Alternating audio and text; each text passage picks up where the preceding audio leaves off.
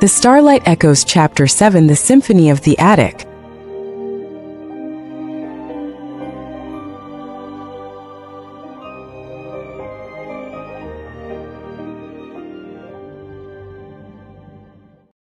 The rain had transitioned into a soft, rhythmic drumming against the roof, the perfect natural percussion for what was happening inside. Sonic, Tails, and Knuckles were currently treating Shadow's corner of the attic like a high-stakes construction site. Okay, the acoustics are vital, Tails said, hovering near the ceiling with a small screwdriver and a set of sleek black speakers. If we dangle them toward the crescent moon bed, the sound will wrap around the padding and create a sonic cocoon. It's science, Shadow. Shadow stood in the center of the room, holding a brand new matte black MP3 player as if it were a delicate thermal detonator. He had spent the last hour meticulously scrolling through the Evanescence discography Tails had preloaded for him. I do not wish to disturb the rest of the household, Shadow said, his voice quiet but no longer clipped. The music, it is personal. It feels like a conversation I am having with myself. Trust me, Shadow, Sonic said, throwing a heavy black poster over his shoulder. in this house, disturbing the peace is practically a hobby. Besides, Mom and Dad are downstairs watching a documentary about historical baking. They won't hear a thing over the electric guitars. Sonic hopped onto a chair and taped the poster to the slanted wooden wall. It was a minimalist design, the band's logo in silver against a deep black background. It fit the room perfectly, sitting right beneath the glow-in-the-dark stars. There, Sonic said, jumping down with a flourish. the emo corner is officially open for business. The next morning, the sonic cocoon was put to the test. Shadow sat cross-legged in the center of his bed, his eyes closed and his hands resting lightly on his knees. He wasn't wearing his shoes, his dark fur looking soft in the morning light.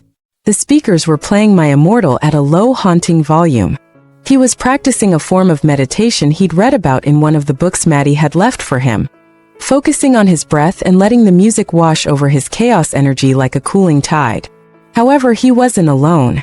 A few feet away on the rug, Knuckles was positioned in what he called the warrior's fold, which looked remarkably like a very intense, very shaky attempt at a yoga downward dog pose. I can feel the vibration, Shadow. Knuckles strained, his muscles bulging as he tried to keep his balance. The lady at the music box speaks of lingering hand wounds. It is a powerful mantra for a warrior's recovery. My hamstrings are currently experiencing a great spiritual awakening. Shadow opened one eye, watching the echidna tremble as he tried to transition into a cobra pose while humming along to the chorus in a deep off-key baritone.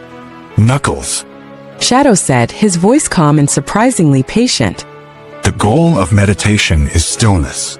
Your spiritual awakening is currently causing the floorboards to vibrate. That is the power of the earth, Shadow. Knuckles grunted, finally collapsing into a heap on the rug with a satisfied thud. We are a symphony of strength. Continue your internal dialogue with the music lady. I shall merely rest my eyes in this tactical position. Shadow let out a small huffed laugh, the kind that showed he actually enjoyed the company. He closed his eyes again, the soaring vocals of the music filling the space between him and his brothers. He didn't feel like an alien origin or a lab creation anymore.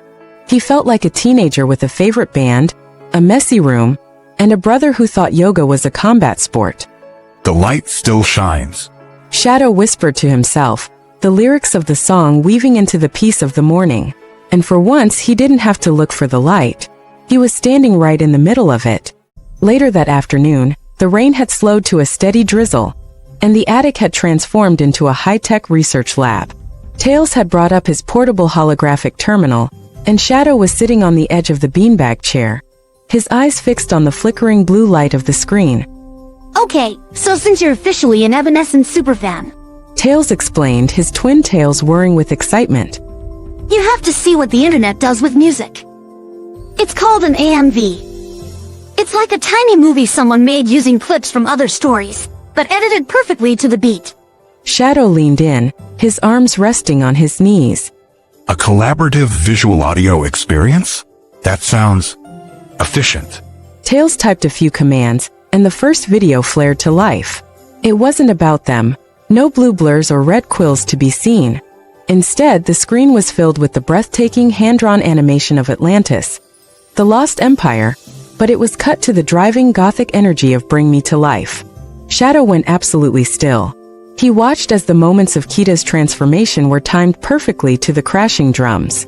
The flashes of the blue crystal energy synced with the soaring vocals, and the way the editor had slowed down the frames during the emotional lyrics made Shadow's breath hitch. The synchronization. Shadow whispered, his crimson eyes tracking every frame. It amplifies the intent of the music. It makes the story of the sunken city feel more urgent. Right? Sonic chimed in, leaning over the back of the beanbag. People take their favorite shows or movies and turn them into these high-energy music videos. It's like a digital tribute. Shadow didn't look away for a single second. He watched one for a high-octane racing anime where the cars moved at speeds that almost rivaled Sonic's, all set to a heavy rock track. Then he saw one that used clips of a lone warrior in a desolate, futuristic city, wandering through the ruins to a melancholic piano ballad. This one, Shadow said, pointing to the screen as a particularly moody, dark fantasy ambi finished. the way the light fades just as the singer breathes. It is as if the visual and the vocal are sharing the same heartbeat. He looked at Tails, his expression more open and curious than ever before. Can anyone create these? Could I take the footage of the stars I saw at the lake and pair it with the lithium melody? Totally. Tails beamed. I can show you how to use the editing software. It's basically just timing and feeling out the rhythm. Shadow sat back, a look of profound satisfaction on his face. He wasn't just consuming the world anymore. He was starting to think about how to add his own voice to it. He wasn't the ultimate life form waiting for an order. He was a creator, a fan, and a brother who had just discovered a new way to see the light. I believe, Shadow said, his voice warm and steady, that I have a great deal of editing to do. I wish to capture the feeling of the city lights and the music in a way that remains. Sonic gave him a proud, messy-haired nudge. Go for it, Shadow. Just don't blame me when you're up until 3 o'clock a.m. trying to get that one frame perfectly in sync. It's an addiction. Shadow just gave a small, confident smirk. I have 50 years of lost time to make up for Hedgehog. I believe I can handle a few late nights. The attic was silent, save for the low, rhythmic hum of Tails' specialized rendering unit. Shadow sat perfectly still in the glow of the holographic monitors, his face illuminated by a flickering sequence of deep cyans and obsidian blacks. He hadn't moved for 3 hours, his gloved fingers hovering over the touch interface with the precision of a master clockmaker. Is he okay? Sonic whispered from the top of the stairs, holding a plate of half-eaten pizza. He hasn't blinked since the sun went down.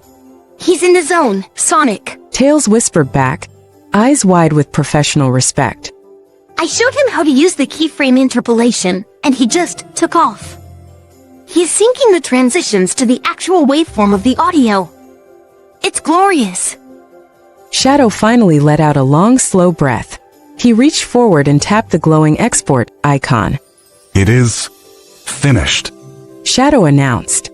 His voice was tired but held a resonance of genuine pride. I have captured the sequence.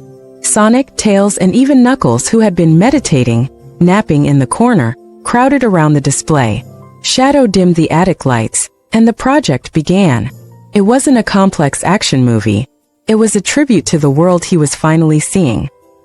He had used the footage from Atlantis, but he had woven it together with his own high-resolution B-roll of Green Hills.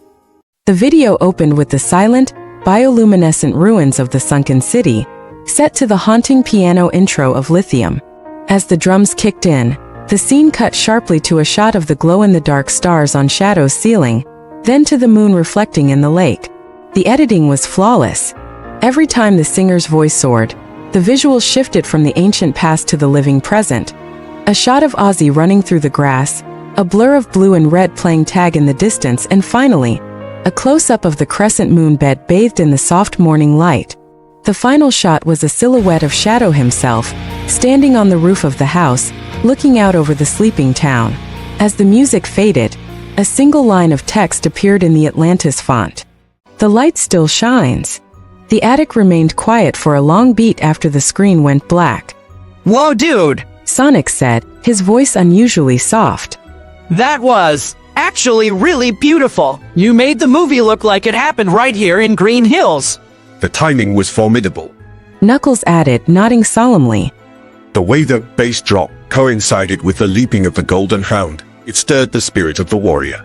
Shadow looked at his brothers, the blue light of the monitor reflecting in his crimson eyes. He didn't look like a weapon and he didn't look like a soldier. He looked like an artist who had finally found a way to explain his heart without needing the dictionary. I wanted to show that the city isn't lost if you are standing in it. Shadow said. He looked toward the window where the real stars were peeking through the clouds. I am no longer a relic of a meteor. I am a part of the sequence. Tails wiped a stray tear from his goggles. Best first project ever, Shadow. Seriously, you're a natural. Shadow gave a small, contented smile and leaned back into his beanbag chair. The mission was over, the project was rendered, and for the first time in 50 years, the credits were rolling on a story he actually liked.